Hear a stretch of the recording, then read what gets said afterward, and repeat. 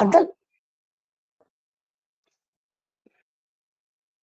அந்த தர்மபாதா மற்றும் அன்னையினுடைய கமெண்ட்ரி எல்லாம்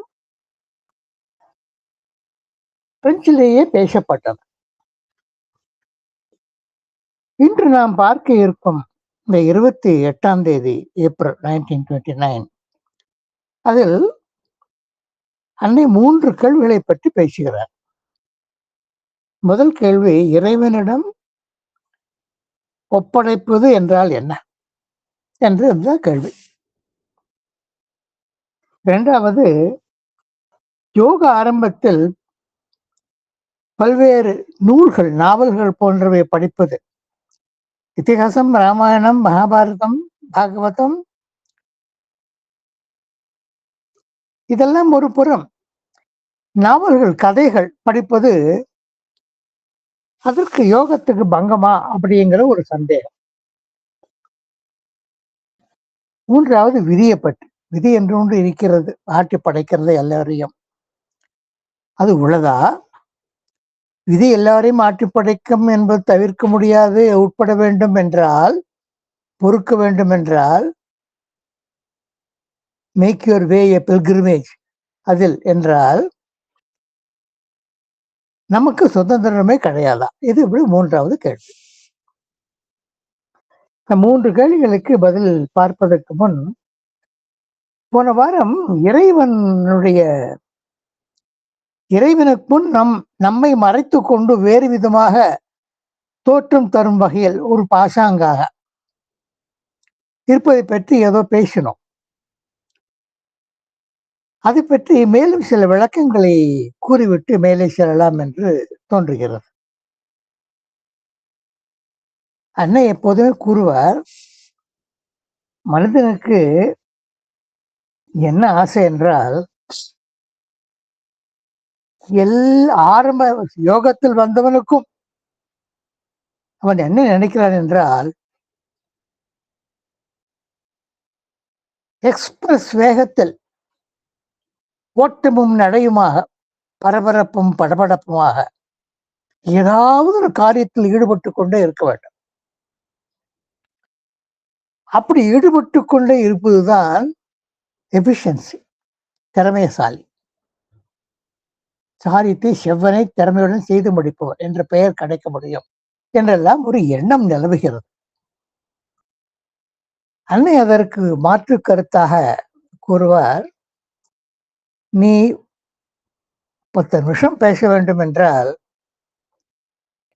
உன்னுடைய எண்ணங்களை ஒரு வகைப்படுத்தி, கோர்வைப்படுத்தி, நல்ல வாக்கியங்களை தேர்ந்தெடுத்து பேசுவதற்கு 10 நாட்கள் மௌனம் கடைபிடிக்க வேண்டும் என்கிறார்.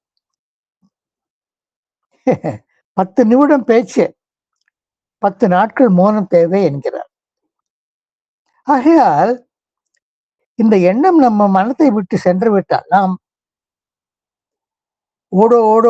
ஓடிக்கொண்டு வெள்ளப்பெருக்கு போல் ஓடிக்கொண்டு காரியம் பண்ணுவதுதான் யோகத்தில் திறமை என்று பெயர் வாங்க முடியும் என்ற நம்பிக்கை எது மட்டும் எடுத்து விட்டால் நமக்கு எந்த இது இருக்காது.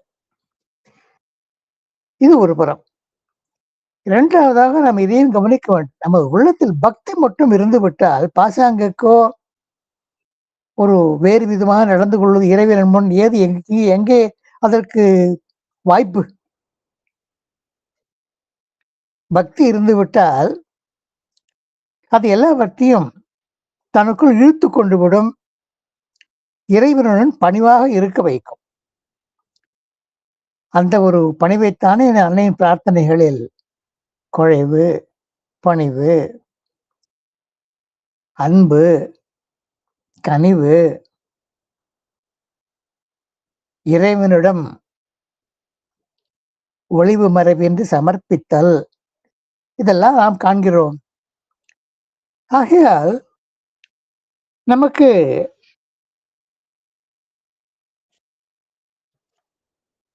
மேலும் அன்னை இந்த ஒரு 1ஆம் தேதி பிப்ரவரி 1914 பிரார்த்தனையில் இவ்வளவு தெளிவாக கூறுகிறார் பாருங்கள். Guide our steps, enlighten us, எங்களுக்கு வழிகாட்டியாயிரு, ஒளியூட்டி வண்ணம் இரு. Show the way to realisation of thy law. உன்னுடைய விதிமுறைகளை அறிவது ஒரு திறமையை எங்களுக்கு அளி. அண்ட் நீ எதை சாதிக்க விரும்புகிறாயோ, சங்கல்பித்துக் கொண்டாயோ, அதை சாதிப்பதற்கு திறமையை வழி. இப்படி இறைவனிடம் எதையும் வேண்டாமல் இருக்கும் நிலையை அடைவதற்கு வெகு நாட்கள் ஆகும். மனித சுபாவம் இறைவனிடம் ஏதாவது யாசித்துக் கொண்டே இருக்க வேண்டும். அதுதான் பக்தி என்று ஒரு எண்ணமும் உண்டு. கேட்டால் தானே கொடுப்பான். கோயிலுக்கு போய் கன்னத்தில் போட்டுக் கொண்டால் தானே அவனுக்கு பக்தி இருக்கிறது என்று உன்னை பணிவுடன் பார்ப்பான் என்றெல்லாம் எண்ணம் உண்டு. ஆகையால் எது நல்ல நிலை இந்த குழப்பங்களில் என்றால், இறைவன் கேட்பது ஒன்றும் தவறல்ல. அவன்தான் சுப்ரீம். அவன் நம்ம மீது பெரிய அன்பு காரணமாக கேட்டதை அளிக்கக்கூடும். அதே அன்பு காரணமாக நாம் கேட்டது நமக்கு பாதுகாப்பையோ நல்ல திருப்பத்தையோ வாழ்க்கையில் அளிக்காது என்றால் அவன் அளிக்க மாட்டான். ஸோ இறைவன் அளித்தாலும் அளிக்காவிட்டாலும் அவனது அன்பு நேராதது. ஏனென்றால் இறைவன் எல்லாம் அறிந்தவன் என்கிற நிலை நமதில் ஊறிவிட்டால் மேலும் நாம் பவித்திரம் அடைவதற்கு என்ன பாக்கி இருக்கிறது? ஆகையால் அன்பு வேண்டும், இறைவனிடம் மரியாதை கலந்து பக்தி வேண்டும், குறைவற்ற விசுவாசம் வேண்டும். இது மூன்று இருந்து விட்டால் நாம்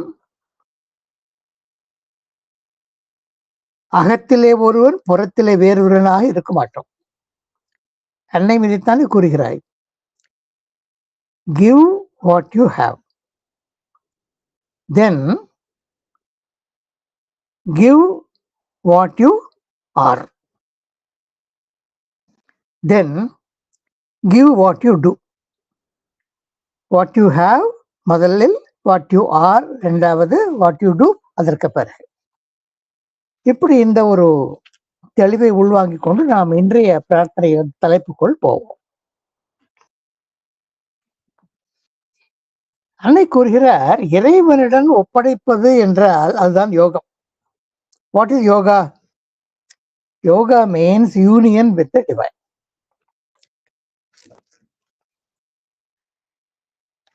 அந்த யூனியன் எப்படி நடைபெறுகிறது? Is affected through offering. அது எப்படி வெளிப்படுகிறது என்றால், நாம் அளிப்பது அதன் மூலம் ஏற்படுகிறது. நாம் என்ன இதை அளிக்கிறோம்? நம்மிடம் இருக்கும் பெரிய ஆஸ்தி நாமே தான். கொற்றங்குறையில் இருந்தாலும் நம்மிடம் இருக்கும் பேங்க் பேலன்ஸோ கேஷ் சர்டிபிகேட்டோ இதெல்லாம் இல்லாமல் போனாலும் நாம் தான் நமக்கு உள்ள ஆசையை நாமே தான் அதை அளிக்கிறோம். அப்போது அளிக்கும் போது அது தொடக்கம், தடுத்த பிகினிங். என்ன கூறிக்கொண்டே வாய்வோடு முன்னமனத்துக் கொண்டே கூறுகிறோம்? I am the servant of the divine, servitor. அதான இந்த 28 13 பிரார்த்தனையில், O divine grant that today may bring to us complete consecration to thy will, a more integral gift of ourselves to thy work, a more forgetfulness of self. அதான கூறுகிறோம். அந்த அப்படிப்பட்ட இறைவனுக்காகவே நம்மை சமர்ப்பணம் செய்யும் பொழுது நமக்குள் இருக்கும் சிறு சிறு குழப்பங்கள் திடீரென்று சரிந்து தாழ்வு நிலையில் செயல்படும் ஒரு வேகம். அது ஏன் வருகிறது? பக்தி இருப்பதுடன் அது ஏன் வருகிறது என்றால், நாம் ஒளிப்பட இறைவனுடைய ஒளிக்கு திறந்து வைத்திருந்தாலும், அன்னையினுடைய அன்புக்கு திறந்து வைத்திருந்தாலும், எல்லா பகுதிகளும் சமமான அந்த திறவை செய்வதில்லை. ஆகையால் அந்த ஒளி சமமாக எல்லா இடங்களையும் ஒளி ஆர்ந்ததாக செய்வதில்லை. இந்த அகநிலை ஒளியும் நிழலும் ஒளியுமா இருக்கிறது. அங்கே நாம் இறைவனுடன் சமர்ப்பணத்தில் ஒரு குறை ஏற்பதற்கு வாய்ப்பு இருக்கிறது. சமர்ப்பணம், இறைவன சமர்ப்பணம் என்றால் என்ன? நம்முடைய உணர்வு நிலையை மேலும் மேலும் உயர்த்தி கொண்டே சென்று இறைவனுடைய உணர்வு நிலை அதன் வழியே வெளிப்பட்டு செயலாற்றுவதற்கு வழி செய்வது. நமக்கு என்று ஒன்றும் இல்லை, எல்லாரும் இறைவனுக்கு சேர்ந்தது. எனக்கென்று ஒன்றும் கிடையாது என்ற நிலை. ஆனால் என்ன சிறு காரியம் இருந்தாலும் எவ்வளவு கவனமாக ஒரு ஊசியில் நூலை கோர்ப்பது எவ்வளவு கவனமாக வேலை செய்ய வேண்டுமோ அவ்வளவு கவனத்தில் வேலை செய்திருந்தால் நமது செயல்பாடுகளில் நடவடிக்கைகள் எதுவும் அல்பம் என்று கூற ஒதுக்க முடியாது. எல்லாமே ஆழ்ந்த பொருள் உழையாக பெரிய நமக்கு அடிவானம் வரை உள்ள ஒரு விரிவாக்கத்தை நமக்கு வரமாக அளிக்கும். ஆகையால் இந்த ஆஃபரிங், இறைவனுக்கு அளிப்பு என்றால் அது 6 அம்சங்கள் இருக்குது என்று நினைவைத்துக் கொள் என்கிறார் அன்னை. இந்த உங்களுக்கு ஷேர் பண்ண பக்கத்தில் பார்த்தீங்களா, அது முதல் பக்கம் கடைசி பேராகிராஃபில் இருக்கிறது பாருங்கள். This is what you have to do to carry out your general offering. Live constantly in the presence of the divine. இறைவனுக்கு முன்னால் தரையிட்டு உடனே மறைத்துக் கொள்ளாது. சதா சர்வகாலம் act as if the mother is looking at you because she is always ever present என்கிற பகவான். அன்னையும் always Sri Aurobindo is looking at you அப்படின்னு அன்னையும் கூறுகிறார். ஸோ இவர்கள் பாதை நம்மில் பதிந்து கொண்டே இருக்கிறது. அதற்கு ஏற்றபடி நாம் நடந்து கொள்ள வேண்டும். நாம் பேசும் பொழுதோ வீட்டில் காரியம் செய்யும் பொழுதோ அதே இடத்தில் அன்னையும் அமர்ந்திருந்தார் என்றால் நமது எவ்வளவு நாம் தடுமாறுவோமா? மாட்டோம். கவனமாக பேசுவோம், கவனமாக பதிலளிப்போம். படபடப்பு இருக்காது. முதலாவது கோபம் இருக்காது. முன்கோபம், பொறுமையின்மை, அகம்பாவம் எல்லாம் இருக்காது. இரண்டாவது, நமக்கு இந்த ஒரு உண்மை நாம் நமக்குள் ஊடுருவி இருக்க வேண்டும். நாம் செய்பவர்கள், அவன் தான் செய்விப்பவன். எல்லோரையும் செய்விப்பவன், எல்லாவற்றையும் செய்விப்பவன் அவன் தான். It is this presence that moves you and is you thing. அந்த சாநித்தியம் தான் நம்மை செயல்பட வைக்கிறது. மூன்றாவது, நாம் என்ன இயக்கங்கள் செய்தாலும் அதற்கு ஒரு பலனை கருதாமல் மா பலேஷு கதாச்சன என்று பகவான் சொன்னது போல் பலனை பற்றி நோக்கமே இல்லாமல் எல்லா இயக்கங்களையும் அவனுக்கு சமர்ப்பணமாக செய்து. நான்காவது, அந்த சமர்ப்பணத்தில் எல்லாமே அடங்கும். அன்னை உதாருக்கு கூறியது போல், கர்த்தால எழுதிக்கிறாய், என்ன செய்கிறாய்? என்னுடைய யோகம் சரியா நடக்கிறதா மதர் என்று கேட்ட பொழுது, நீ என்ன செய்கிறாய் சொல்லு. கர்த்தால் எழுந்திருக்கிறேன், முகம் கழுவி கொடுக்கிறேன், பல் துளக்கிறேன், டீ கொடுக்கிறேன், பிறகு அன்றாட வேலை என்று கணக்கு ஒரு லிஸ்ட் போடுகிறேன். இதெல்லாம் யோகம் அன்று. இப்படி போகும்போது எத்தனை தடவை என்னை நினைத்தாய்? என் முகம் ஒரு ஞாபகம் வந்தது, மதர் ஞாபகம் வந்தது. அதற்கு அந்த கேள்வி கேட்டு உதார் பிரமித்து போனார். இதெல்லாம் வேலை பண்ணிட்டு இருக்கேன் மதர், உங்களுக்கு ஞாபகம் வந்து அப்புறம் வேலை எப்படி பண்றது அப்படிங்கிற மாதிரி பதில் சொன்னார். உண்மையான மூமெண்ட் பக்தி என்றால் எல்லா சந்தர்ப்பங்களையும் அன்னையினுடைய பார்வையில் செய்வதுதான் யோகம். பிறகு நான்காவதாக இது. ஐந்தாவதாக, நீ உணவு உட்கொண்டாலும் அந்த உணவு இறைவனுக்காக இறைவனே உட்கொள்கிறான் என்று அந்த கவனத்துடன் உட்கொள்ள வேண்டும். When you can gather all your movements into one life, இப்படி ஒருமித்ததாக உன்னுடைய வாழ்க்கையை, தினசரி வாழ்க்கையின் பகுதியான செய்கைகளை அமைத்துக் கொண்டால் உன்னுடைய பெரும்பான்மையான பாகம் இறைவனுக்கு அர்ப்பணிக்கப்படுகிறது. This is what is called, நம்மை இறைவனை கழிப்பது என்றால் என்ன என்பதற்கு கேள்விக்கு பதில். இந்த இன்டெக்ரல் யோகாவில்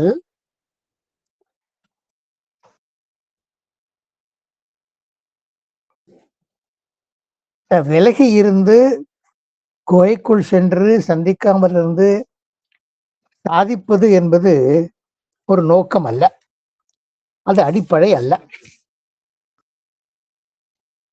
ஏனென்றால் அதைவிட முக்கியமானது face everything with a constant consciousness of the divine presence. எல்லாவற்றையும் இறைவன் தனக்குள் இருந்து கொண்டு நமக்குள் இருந்து கொண்டு அவனும் பார்த்த வண்ணம் இருக்கிறான். நாம் கவனமாக காரியம் செய்வது போகும், அது நன்றாக முடிவடையும் என்கிற நம்பிக்கை. அதான் total self giving to the divine. And being unified with his will, அந்த ஒரு சங்கல்பத்தோடு நமக்கென்று ஒரு விருப்பம் ஆசை இல்லாமல் இருப்பது.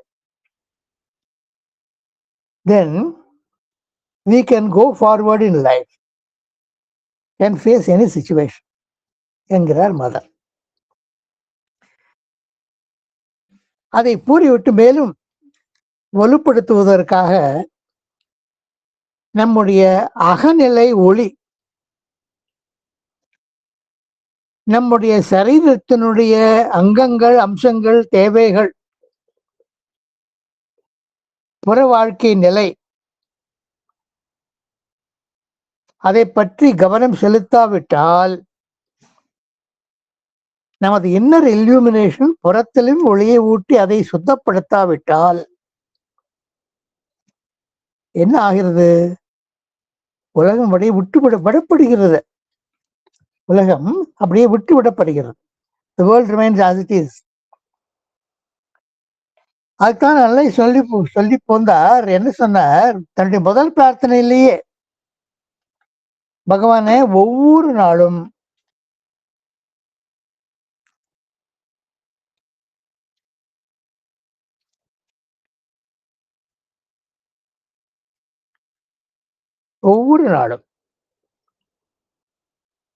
எவ்வளவு தடவை, how many times during a day, still I act without my action being consecrated to thee. உன்னிடம் சமர்ப்பணம் இல்லாத நிலையில் செயல்புரிகிறேனே, இன்னும் நான் மிகவும் நன்றாக எல்லாவற்றையும் சமர்ப்பணம் செய்துவிட்டு நினைத்து கொன்ற அன்னைக்கே இப்படிப்பட்ட எண்ணம் ஏற்பட்டது. அது சரியப்பா மதர், எல்லாம் சமர்ப்பணமாகவில்லை, அதை எப்படி தெரிந்து கொள்வது? மதர் சொல்கிறார், உன்னுடைய உடம்பே அதை காண்பித்துக் கொள்ளும். உங்கள் உடம்பில் ஏதோ ஒரு அழுக்கல், குழுக்கள், ஒரு மாதிரி ஒரு நோய் வாய்ப்பட்டது போன்ற ஒரு ஜாட்டியம் என்று சொல்கிறோமே, ஜுரம் இல்லை, அந்த ஜுரம் வரும்போல் நிலைமை.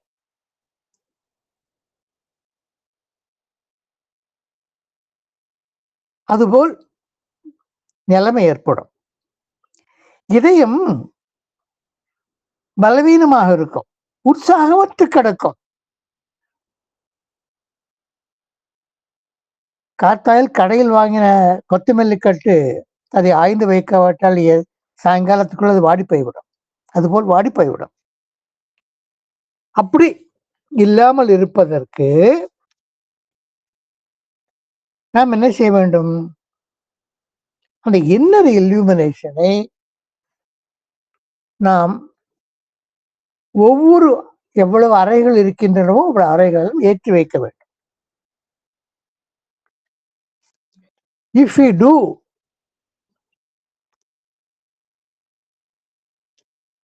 புற வாழ்க்கை முக்கியமல்ல, அக வாழ்க்கைதான் முக்கியம். இறைவன் அங்கதானே வாழ்கிறான், புறத்துல இருக்கிறானா என்ன? புறச்சூழல் சுற்றுச்சூழல், காலம், விதி என்றெல்லாம் நினைத்தோமானால் நாம் எங்கிருந்து தொடங்கினோமோ அங்கேயே இருப்போம். இந்த தத்துவத்தை தான் உன் யோகம் என்பது ஆல் லைஃப் இஸ் யோகா என்று பகவான் சூத்திரமாக எழுதி வைத்தார் சிந்தசிஸில். அவர் அதை 1914 எழுதி வைத்து விட்டார். அதனுடைய சாரத்தை தான் இந்த ஒரு பகுதியில் அன்னை தெரிவிக்கிறார் என்று நாம் தெரிந்து கொள்ள வேண்டும். இப்படியாக முக்கியமாக அன்னைக்கு திறந்து வைத்திருத்தல், அன்னை நினைவாகவே இருத்தல், எல்லா காரியங்களும் சமர்ப்பணமாக செய்தல், அதுதான் நாம்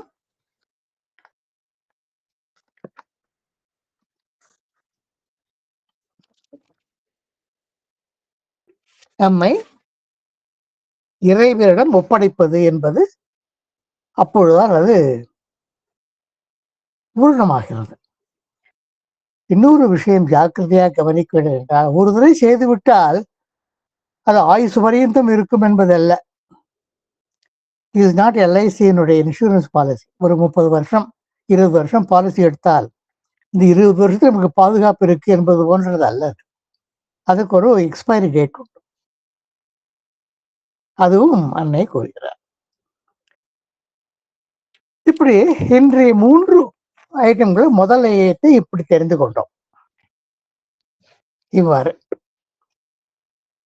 அந்த மீண்டும் அந்த ஒரு உங்களுக்கு பகிர்ந்து கொள்ளப்பட்ட அந்த முதல் பக்கத்தை 2ஆம் பக்கத்தையும் படித்தீர்களானால் மேலும் தெளிவு பெறலாம்.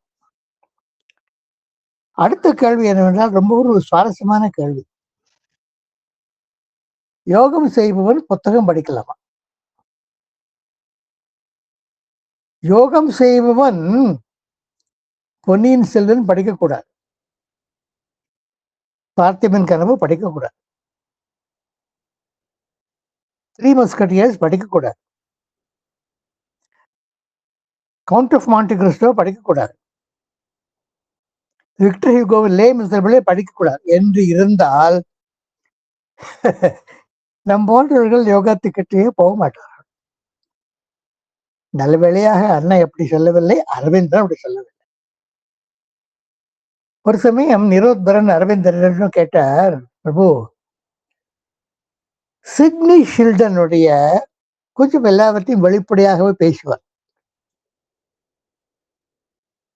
எங்கே எல்லாம் நாம் சாதாரணமாக தொட முடியாதோ அந்த இடங்களெல்லாம் தொட்ட வண்ணம் அவர் பேசுவார்.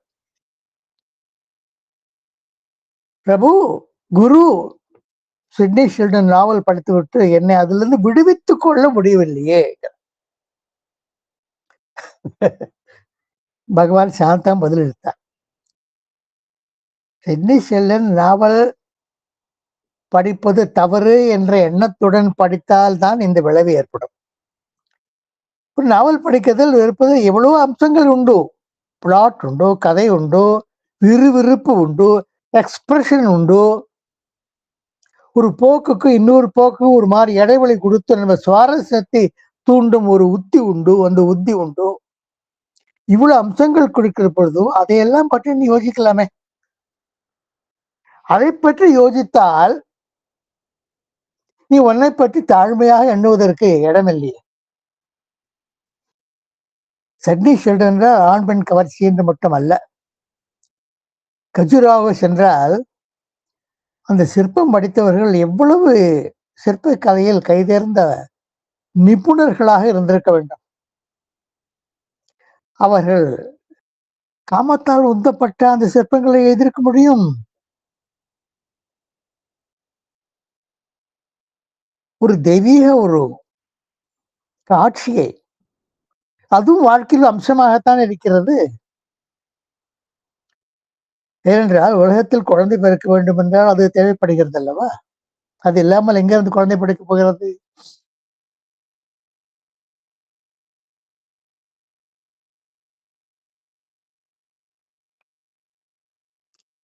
அப்படி நினைத்து பார்த்தால் புத்தகங்களில் படிக்கும் பொழுது நமக்கு ஒரு அகநிலையில் சாரகிராகி மகாசாரம் என்கிற ஒரு நிலை ஏற்படும். என்ன சாரமோ கிரகித்துக் கொள்வோம். அன்னை ஆச்சரியமாக இந்த வார்த்தை சொல்லுகிறார். நீ புஸ்தகம் படிக்க விருப்பமுள்ளவன் பலவித புனித கிரந்தங்களை எல்லாம் படித்து முடிக்கலாம். 7 வயதிலேயே ராமாயணத்தை கபால சாஸ்திரியார் பல தடவை படித்து முடித்து விட்டார். பகவான் ரமண மகர்ஷியிடம் ஒரு விவேக சூடாமணியினுடைய ஒரு கடினமான ஒரு ஸ்லோகத்துக்கு அர்த்தம் கேட்டால், இந்த புஸ்தகத்தை அலமாரிகளுக்கு எடு அப்படிம்பார். அந்த அலமாரில எந்த இருக்கு, எந்த புத்தகத்துக்கு இடது பக்கம் வலது பக்கம் அதையும் அவர் சொல்லுவார். அதை எடுத்து அந்த சிஷ்யன் கையில் கொடுத்தால் கையில் வைத்துக் கொள்வார். கையில் வைத்துக் கொண்டால் அந்த ஸ்லோகம் மட்டுமல்ல, அந்த விவேக சூடாமணியின் சாரா எல்லா ஸ்லோகங்களும் அவர் மனதில் வந்துவிடும். அப்படிப்பட்ட you can read sacred books yet be far away from the divine. You can read more the stupidest production and be in touch with the divine. Sidney Sheldon படித்தாலும் அது உன் யோகத்துக்கு இடைஞ்சல் இல்லை. பகவானை உணர்வதற்கு, அறிவதற்கு, பகவானிடம் செல்வதற்கு, நினைப்பதற்கு, தகுதி பெறுவதற்கு அது தடையில்லை என்று அன்னை இங்கே தெளிவுபடுத்துகிறார். ஏனென்றால் எல்லாமே உணர்வு நிலையை பொறுத்திருக்கிறது. There is a way of consciousness. அந்த உணர்வு நிலையில் பரிசுத்தம் இருந்து விட்டால் எப்பொழுது ஏற்படும் தொடர்பு? அன்னையுடன் சதா சர்வகாலம் அவள் நம்மிடம் all movements are in the before the mother. அப்படி இருக்கும் பொழுதோ அந்த உணர்வு நிலையை ஏற்படுத்தும் உருமாற்றம் காரணமாக இனி ஒரு சாதாரணமான மட்டமான ஒரு சங்கீதத்தை கேட்கலாம். அந்த சங்கீதத்தை காது கொடுத்து கேட்க முடியவில்லை. அந்த அணைப்பா, அந்த எஃப்எம் ஸ்டேஷன் அணைப்பா என்று சொல்ல தோன்றுகிறது. அதே சமயம் உனக்கு குட் மியூசிக் என்றால் என்ன, பேட் மியூசிக் என்றால் என்ன, பேட் மியூசிக் மேல் வெறுப்பு ஏற்படாமல் எது மியூசிக்கினுடைய உசத்தி, எது தாழ்த்தி என்பதை தெரிந்து கொள்ளும் விவேகம், அதை அமைதியாக ஏற்கும் விவேகம், அது இருந்து விட்டால் நீ எந்த புத்தகம் வேணாலும் படிக்கலாம், உனக்கு வீழ்ச்சி ஏற்படாது என்கிற நிலைமை ஏற்படுகிறது.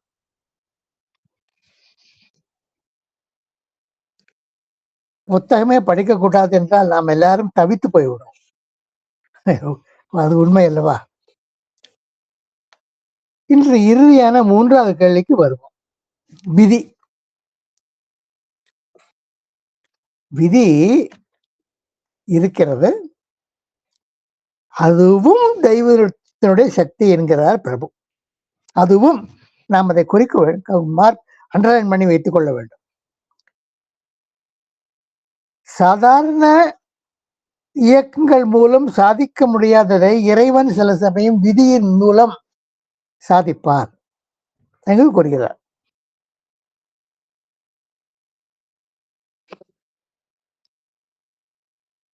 அந்த விதி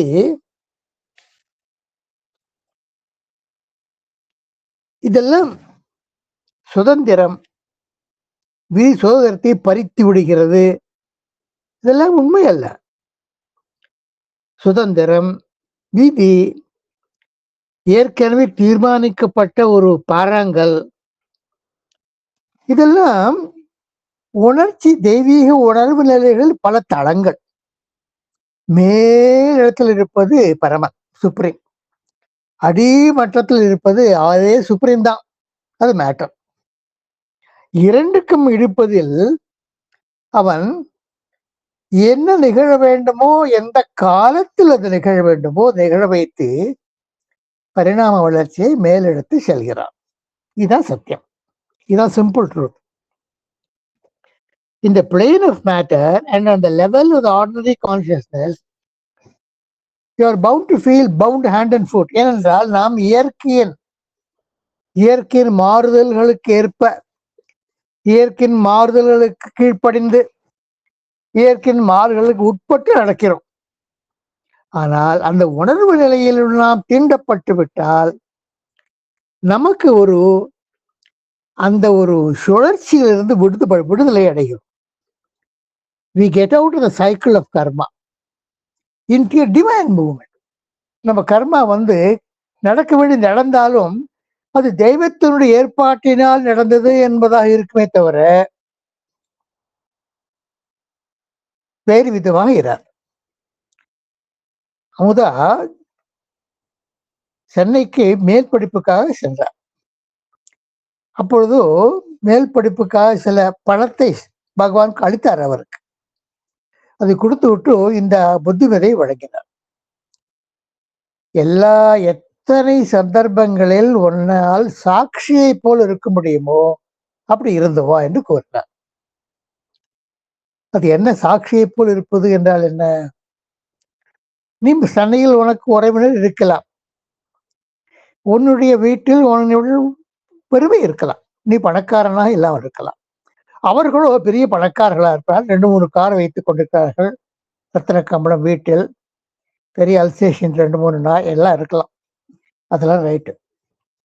அங்கே போனால் எல்லாம் நேர்த்தியாக வைத்திருக்கிறார்கள், ஆடம்பரமா இருக்கு, நல்லா இருக்கிறது என்று நினைத்து விட்டு அதை பற்றி வேறு சிந்தனை தொடர்ந்து இல்லாமல் இருப்பதுதான் சாட்சி போல் இருப்பது.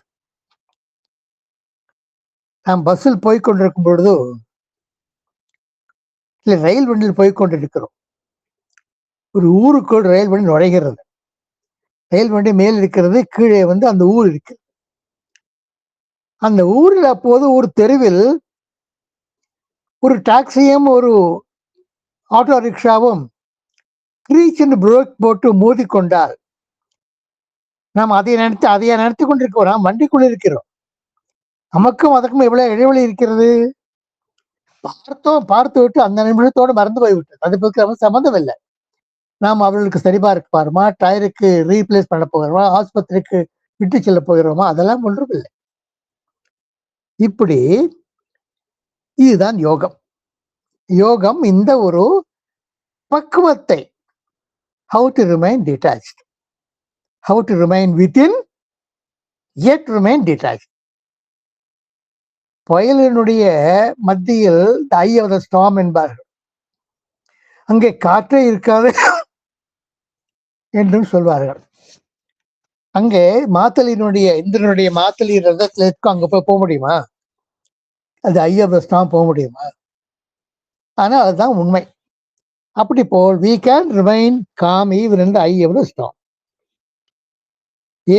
ஏனென்றால் we are being conscious and we are able to join together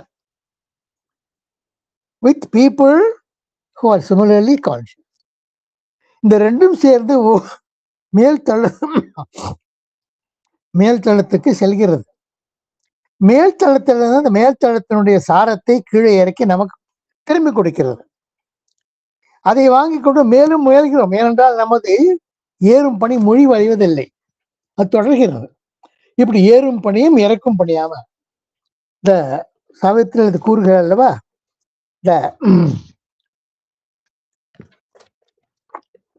the ascent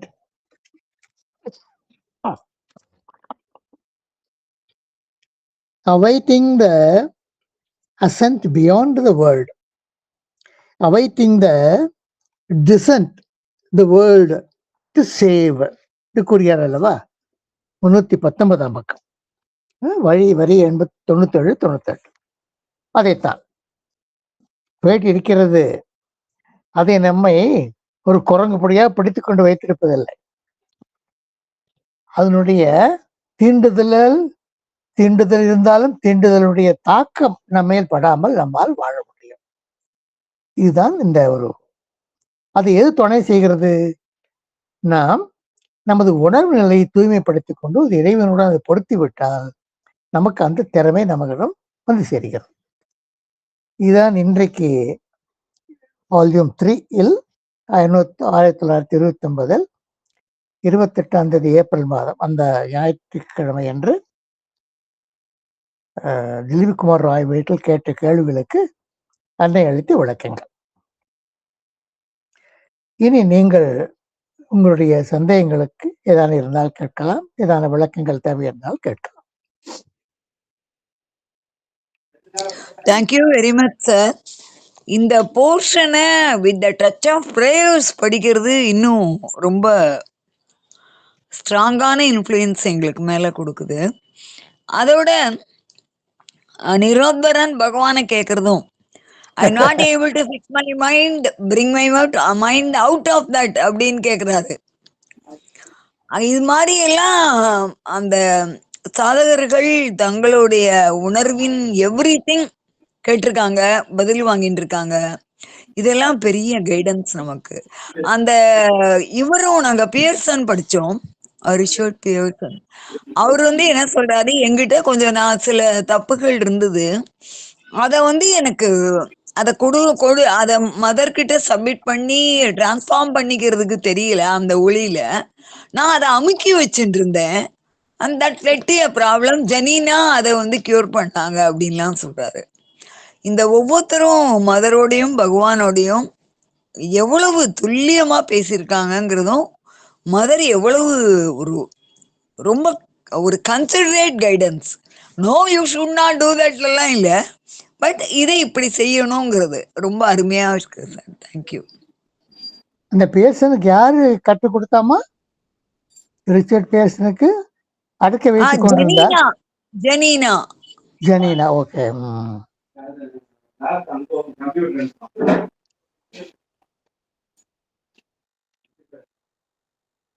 எஸ்மா, Tripura சுந்தரிமா.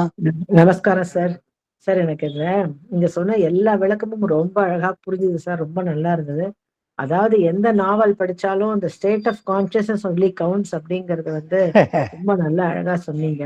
Because அப்பெல்லாம் சின்ன பசங்கள்லாம் எல்லாருமே சிட்னி ஷெல்டன் இந்த மாதிரி புக்ஸ் எல்லாம் தான் படிப்பாங்க. பட் அந்த கான்சியஸோட படிக்கணும்னு தெரியாத படிச்சிருக்கலாம், அதனால தவறா இருந்திருக்கலாம். பட் பகவான் இப்ப நம்ம எல்லாம் அதை பொன்னியின் செல்வனை ரசிச்சா கூட அதுல சரி இந்த மாதிரி இருக்கு, கல்கியோட எழுத்து எப்படி இருக்கு, அதுவும் ஒரு கைடன்ஸ் பகவான் கிட்ட இருந்து கிடைச்சுதான் அவர் அந்த ஹியூமர்லாம் மென்ஷன் பண்ணியிருக்காரு, அந்த ஹிஸ்டாரிக்கல் எவிடன்ஸ் எல்லாம் எடுத்திருக்காரு அப்படின்னு புரிஞ்சுக்கிறோம். எனக்கு இந்த கடைசியில இருக்கிறதுதான் சார் கொஞ்சம் புரியல. அந்த ஃபேட் எப்படி இது பண்றதுங்கிறது தான் எனக்கு கொஞ்சம், அந்த ஃபேட்டுக்கு ஃப்ரீடம் அப்படிங்கறது அந்த ரெண்டு இதுதான் எனக்கு கொஞ்சம் புரியல. ஃபேட் வில் ஆக்டா ஆஸ் பர் ஃபேட் பகவான் உபயோகப்படுத்துறார் அப்படின்னு தெரிஞ்சுக்கணுங்கிறார் பகவான். Fate Bhagavan uses as a weapon to achieve in the world level, material level, what has to be achieved at a particular time. அதுக்கு ஒரு தெளிவான எக்ஸாம்பிள் சொல்றதுன்னா, சாவித்திரி ஏறி கொண்டு சென்ற ரதம் எங்கோ போய் கொண்டிருந்தது.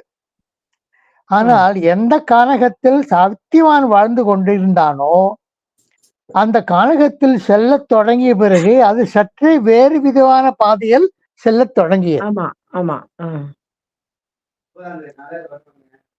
அதுதான் பகவான் யூஸ் பண்ற ஸ்வேட் உபயோகப்படுத்துற உபாயம்.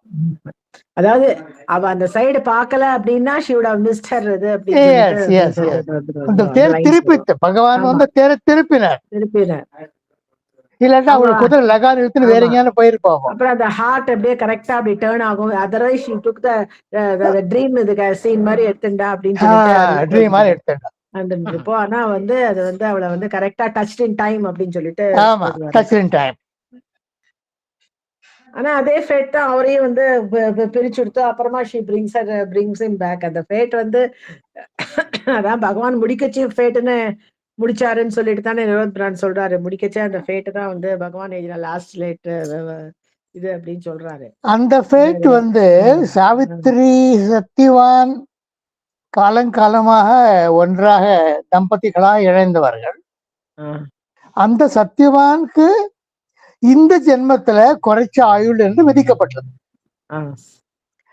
அதற்கு காரணம் தேடி கண்டுபிடிக்கிறது என்றால் அது ஒரு மகாபாரதத்துக்குள்ளது காரணம் சொல்லப்படவில்லை. மகாபாரதத்துல காரணம் சொல்லப்படும். அது அப்படித்தான் நிலைமை. அவனுக்கு குறைந்த வாழ்வு. ஆனா அந்த குறைந்த வாழ்வை நாம் கட்டுப்பட்டு இருக்க வேண்டாம் என்பதுதான் பாடம். விதியிலிருந்து நம்ம என்ன எப்படி விதியை மதியால் வெல்லலாம் அப்படின்னு சொன்னாக்கா அது என்ன மதி என்றால் நம்ம அந்த விதி எப்படி மதி என்றால் we can calculate through total devotion, total faith and total surrender. Okay sir. இறைவன் இல்லையா என்ன என்று இறைவனை கேட்கிறார். அப்புறம் கடைசி நிமிடத்துல a transformation came on her. A halo of the indwelling deity, the immortal's luster, that her lit her face and tinted its radiance in her body's house. Overflowing made the air a luminous sea. அதுக்கப்புறம் அவளை சக்கரங்கள்லாம் ஒன்னொன்னா முழிச்சுக்கிறது. 7 சக்கரங்களும் all of them become wet with the divinity. அதுல இருந்து அவனால் தப்பிச்சுக்க முடியல. என்னென்னோ பண்ணிக்க பார்க்கறான். Night இரவை கூப்பிடுறான், இறைவனுடைய இருளை கூப்பிடுறான், ஒன்றும் கெட்டு வர மாட்டேங்குது. அவன் தோத்துப்பார். ஸோ ஃபேட்டுங்கிறது இருக்கு. Fate sometimes uses us to achieve a divine purpose. நமக்கு துன்பம் கொடுக்கிறது அது நோக்கம் இல்லை. அதான் ஒரு சத்தியம். ஃப்ரீடம் எப்படி சார்? அது நமக்கு அந்த ஃப்ரீடம் இருக்கு இல்லையா? இப்போ சாவித்திரி ஒரு வருஷம் செத்து போயிடான்னாக்கா சாவித்திரி ஏற்றுக்கொண்டு சும்மா இருக்கவில்லையே, பிளான் பண்ணிட்டே இருந்தா இல்லையா? மாஸ்டர் கிங் ஐடியான்னு பிளான் பண்ணிட்டே இருந்தா இல்லையா? என்ன பண்றதுன்னு கிளியரா தெரியல. But she said she will face it. She would not let go. She would not let go of Savitri's Satyavan's Atma from even if God had taken hold of it. பின்னாடியே போயிட்டு அவரோட வாதாடி அவரை கொண்டு வருவேன் அப்படின்னா இருந்தா அதான் டெட்டர்மினேஷன். அந்த டெட்டர்மினேஷன் தான் freedom. Okay sir. Okay sir. அப்ப இங்க மதர் சொல்றது வந்து நம்ம வந்து freedom walks with the same pace with lord சொல்லிட்டு பகவான் அந்த சாவித்திரியில ஒரு லைன். ஆமா ஆமா ஆமா. இப்ப நம்ம ஃப்ரீடம் எடுத்துன்னு போனா நம்மளுக்கு வந்து இதான தப்பு பண்ணிட்டோம் அப்படின்னு சொல்லிட்டு ஒரு பயம் வருது இல்ல, எக்கச்சக்கமா ஃப்ரீடம் எடுத்துன்னு போனா. ஆமா, அந்த மாதிரி இடத்துல இப்போ எடுத்துக்கணும். அது வந்து எப்படி இது பண்றதுன்னா புரியல. ஏன்னா நம்ம வந்து சாவித்திரி என்ன பண்ணா, உலக மண்டலத்தின் நிலைமையிலிருந்து தன்னுடைய உணர்வு நிலை மூலம் மேலே சென்றார். தன்னுடைய பாடி எல்லாம் வச்சுட்டு Savitri rose with her psychic being up and up. அப்படி போய் டாக்கிள் பண்ணா. அதனால when you rise above the earth, you bring down to upon earth something with above. அந்த சக்தியை தான் கொண்டு வந்தா. அந்த சக்திக்கு முன்னால தெய்வத்தின் சக்தி அந்த பொய்மை இல்லாத போயிடுச்சு. Immortal's luster lit her face and tended its radiance in her body's house. Overflowing made the air itself a luminous sea. அதான். Okay sir. Thank you sir. Thank you. எஸ்மா பங்கஜம்மா. நமஸ்காரம் சார். இப்ப அவங்க கேட்டது ஒண்ணு வந்து நான் நினைச்சிருந்தேன், அது இப்ப புரிஞ்சது நீங்க சொல்றது. இந்த சுதந்திரம்ங்கிறத பத்தி, அந்த ஃபேட்டு சுதந்திரம் அதெல்லாம் வந்து முன்னாடியே அந்த உடலை வச்சுட்டு போய் கேட்கறதுங்கிறது அப்பதான் முடிஞ்சது. அது புரிஞ்சது, நல்லா புரிஞ்சது அது. அது ஒண்ணு. அப்புறம் வந்து அந்த இது ரொம்ப நாளா படிச்சுன்னு தான் இருக்கேன் நானு. அத உன்னை இறைவனிடம் உன்னை ஒப்படைப்பது என்றால்னா வந்து சரணாகதியை தானே ஒப்படைப்பதுங்கிறது. ஆமா, சரணாகதினா ஒப்படைப்பது. சரணாகதி பண்ணிட்டு எனக்கு இது வேண்டும் என்கிற நிலை இல்லாமல் இருப்பது. அந்த இது. அப்ப வந்து சரணாகதி பண்ணச்சு அந்த பக்திங்கிறது ஆட்டோமேட்டிக்கா நமக்கு வந்து ஆட்டோமேட்டிக்கா ஏற்படுறது. It takes care and protects you, give the protection. அந்த சரணாகதி gives பக்திக்கு வேண்டிய அந்த பொறுமை அதெல்லாம் பொறுமை இதெல்லாம் அதெல்லாம் வந்துடுது. follow பண்றது மாதிரி தீய சக்திகள் கீழ்த்தரமாக மனம் இயங்குவது இதெல்லாம்.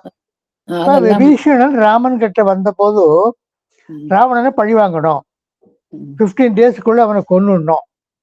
சுக்ரீவனுக்கு அந்த எண்ணம் இருந்தது, வாலியை பழி வாங்கணும், அவனை மாய்த்துடணும்னு. ஆனா விபீஷனுக்கு அந்த எண்ணம் இருக்கல பாருங்க. ஆமா, கிடையாது. அவன் வந்து ராமனுடைய பாதுகாப்பத்தான் விரும்பினான். He was not even aiming to get a kingdom.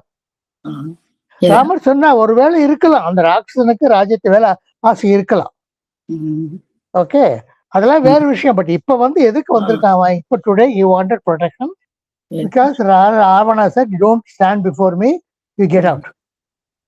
அதனால அந்த மானம் முழுவதும் என்ன செய்வானோ, எப்படி வந்தான், வீட்டுக்கு போயிட்டு பேக் பண்ணிட்டு ஒய்ஃபு குழந்தைகள்லாம் அழிச்சுண்டு அவளுக்கு டிக்கெட் வாங்கிட்டு வந்தானா? அப்படியே அவன் செஞ்சது தப்புங்கிறது அவன் கேட்காததுனால அப்படியே ஆகாசத்துக்கு குதிச்சுட்டு வந்துட்டான். உன்னை சுத்தி உன்னை பேசுறவாள்லாம் அண்ணா எல்லாரும் ஒண்ணு உன்னை முகஸ்துதி பண்ணிட்டு இருக்கா, உன்னோட முகஸ்துதி பண்ண அவளுக்கு பிரயோஜனம் பேசிட்டு இருக்கா, உண்மையை சொல்றவா ரொம்ப குறைவா இருக்கா, உண்மையை சொல்றா, முகஸ்துதி விரும்புவனுக்கு உண்மை சொல்றா பிடிக்கிறது இல்ல அப்படிங்கிற சொல்லிட்டு வந்துட்டான். இப்ப வந்து அடுத்தது வந்து இந்த யோகம் ஆரம்ப நிலை நாவல்கள் படிப்பது கூட நாவல்கள் இப்ப ஆக்சுவலா சாரி நான் சொல்றது ஏதாவது அதீப சிங் மாதிரி தான் மன்னிச்சுக்கோங்க முன்னாடியே. இப்ப வந்து சாவித்திரி எழுதியிருக்காரு, அது ஒரு புக்கு தான் இல்லையா? அந்த புக்கை நம்ம வந்து படிச்சாதான் நமக்கு வந்து அது தெரியுது, எல்லாமே தெரிய வந்தது அவர் எழுதினது எல்லாமே. இப்ப அவர் வந்து பகவான் ஸ்ரீ அரவிந்தரும் வந்து பகவத்கீதையெல்லாம் படிச்சார் அப்படிங்கிறது ஒரு இது நமக்கு எல்லாருக்குமே தெரிஞ்ச விஷயம். அந்த ஒரு இது அதாவது நீங்க சொன்ன மாதிரி நாமல் அதெல்லாம் என்ன நல்ல விஷயங்களோ அதை மட்டும் நம்ம வந்து எடுத்துக்கிறதுங்கிறது தான் அந்த புக்கெல்லாம் படிக்கிறது இல்லையே நமக்கு தெரிய வர்றது. நிறைய இந்த மாதிரி புஸ்தகங்கள் படிக்கிறதுனால, தெய்வீகமான புஸ்தகங்கள் படித்தா என்ன தெரிஞ்சுக்கிறோம், நமக்கு அந்த விவேகம், தப்பு ரைட்டுகள் விவேகம் வந்துகிறது இல்லையா? அந்த விவேகம் நமக்கு ஹெல்ப் பண்றது. It makes us to choose the right path even sometimes. இப்போ ஒரு டேர்னிங் அமெரிக்காலாம் ஒரு லாங் ஒரு டேர்னிங் இருக்கும், அது டேர்னிங் மிஸ் பண்ணிட்டோம்னா இன்னொரு 50 கிலோமீட்டர்ஸ் டேர்னிங்கே இருக்காது. கேர்ஃபுல் ட்ரை பண்ணோம். அப்புறம் வந்து இது ரொம்ப நாளாவே வந்துக்கிற ஒரு வேர்டு தான். இப்ப டிரான்ஸ்ஃபர்மேஷன்ங்கிறத வந்து நம்ம திறந்து வைக்கப்பட்டது அப்படின்னு சொல்றோம் இல்லையா? திறந்து வைக்கப்பட வேண்டும் அப்படின்னு. இப்ப வந்து ஒப்படைப்பதுங்கிறத வந்து சரணாகதி சொல்றோம். அந்த வந்து திறந்து வைக்கப்பட்டதுங்கிறது அதுக்கு ஒரு வேர்டு தமிழ்ல வேற வரும். நமக்கு நம்ம யோகத்துல 3 முக்கியமான வார்த்தைகள் இருக்கு. உருமாற்றம், திறந்து வைத்தல், ஒப்படைத்தல், சரண்டர். இது 3 வார்த்தை இருக்கு. உருமாற்றம்ங்கிறது உருமாற்றம் எப்படி ஏற்படுறது? சரணாகதி மூலமாக நம்முடைய இறைவனுடைய சாநித்தியத்தை நாம் இதயத்துக்குள்ளே உணரும் பொழுதோ நம்மை அறியாமலேயே நமது உலகத்தெல்லாம் பெரிய லைட் போட்டு பிரகாசமாக, இப்போ ஒரு கல்யாணம் நடக்க போறதுன்னா அது முதல் நாளைக்கு ஹால் பிரகாசமா இருக்கும் இல்லையா? அவ்வளவு பிரகாசமாக ஆயிடுறது. It's because of God's Yeah. Transformation, he causes it because the soul has surrendered to him. It's become one with him. Yeah. The soul takes on the qualities of God and is full of illumination. It becomes Surrender. an internal sun. அந்த மாதிரி ஆயிடுறது. அதெல்லாம் சரண்டருக்கு முன்னாடி இதெல்லாம் surrender பண்ணதுக்கு அப்புறம் தான் transformation. Surrender பண்ணதுக்கு அப்புறம் தான் உருமாற்றம் என்பது. உருமாற்றம் அதனால் சரண்டர் இல்லை, சரண்டர் அதனால் உருமாற்றம். உருமாற்றம்ங்கிறது இந்த இங்கிலீஷ் வேர்டு டிரான்ஸ்ஃபர்மேஷன் திறந்து வைப்பது. டிரான்ஸ்ஃபர்மேஷன் வேற புது காலு கை மூஞ்சி எல்லாம் இருக்க அர்த்தம் இல்லை. அகநிலையில் மாறுதல். அகநிலையில் சத்தியம் ஒன்றுதான், பிரம்மம் அது ஒன்றுதான் சத்தியம். அது எங்கும் எல்லா இடத்திலும் இருக்கிறது, எல்லோருள்ளும் இருக்கிறது, எல்லாவற்றையும் அதனுள் இருக்கிறது. இதுதான் சத்தியம். அதை அறிந்த நிலைதான் இந்த ஆன்மீகம்ங்கிற மாதிரி. ஆன்மீகம் அதான் டிரான்ஸ்ஃபர்மேஷன். அது டிரான்ஸ்ஃபர்மேஷன். ஆமா. பணக்காரனாயிட்டான் அப்ப கூட சொல்லுவோம், பணக்காரனாயிட்டான் தலகால் தெரியல, கம்ப்ளீட்டா அடியோட மாறி போயிட்டான் ஆளு அப்படின்னு. அதுவும் டிரான்ஸ்ஃபர்மேஷன் சொல்றோம். But that is a material transformation. நீங்க பேசுறதெல்லாம் மாமன பேசுறதெல்லாம் spiritual transformation at the level of the ஆத்மா. ஓகே. அப்புறம் இந்த நீங்க முன்னாடி இதெல்லாம் ஆரம்பிக்கிறதுக்கு முன்னாடி போன லாஸ்ட் லெசன்ஸ் இது அத ஒண்ணு சொன்னேன் இல்லையா, ஒரு வேர்டு போன வார்த்தையுடைய ஒரு வேர்டு, இறைவனுக்கு முன்னால உண்மை மறைத்து கொண்டு பிஹேவ் பண்றதா அதுவா? Yes yes. அத உண்மை சில நம்ம பிராங்கா பிளைனாவே பேசணும் அப்படிங்கிற பொழுது ஆனா இப்ப சில சமயம் இப்ப நம்ம குரூப்ல பேசுறப்ப நான் பேசுறப்பதான் சில பேருக்கு ஐயோ என்ன இவங்க இரிட்டேஷனா சில பேர் ஃபீல் பண்ணாக்க நான் பிராங்கா உங்ககிட்ட கேட்டேன். ஐயோ மத்தவன் இரிட்டேஷனா ஃபீல் பண்ண போறாலே நம்ம கேட்க வேண்டான்ட்டு நான் பேசாம இருந்தேன்னா எனக்கு அது தெரிஞ்சுக்கலையேங்கிற மனசுல இன்க்ளூஷன் இருந்துட்டே இருக்கும். அத கேட்டேன். அப்ப அது சில பேருக்கு இரிட்டேஷனா படும் இல்லையா? ஆமா, அதெல்லாம் ஒண்ணும் அவளுக்கு இதெல்லாம் தற்காலிக, ரொம்ப டெம்பரரி சிச்சுவேஷன். எது இறைவனுக்கு முன்னால ஒளிவு மறைவு இல்லாமல் இருக்க வேண்டும் என்பதால் என்ன அர்த்தம் என்றால், இறைவனை தவிர வேறொன்றும் சத்தியம் இல்லைங்கிற உணர்ந்துட்டோமானா நம்ம இறைவனுக்கு முன்னால் ஒளிவு இல்லாமல் இருக்கிறோம். அதுதான் நமக்குள்ள டெவலப் பண்ணிக்கொள்ள வேண்டிய ஒரு குவாலிட்டி. அதை டெவலப் பண்ணா நம்ம யாரு என்ன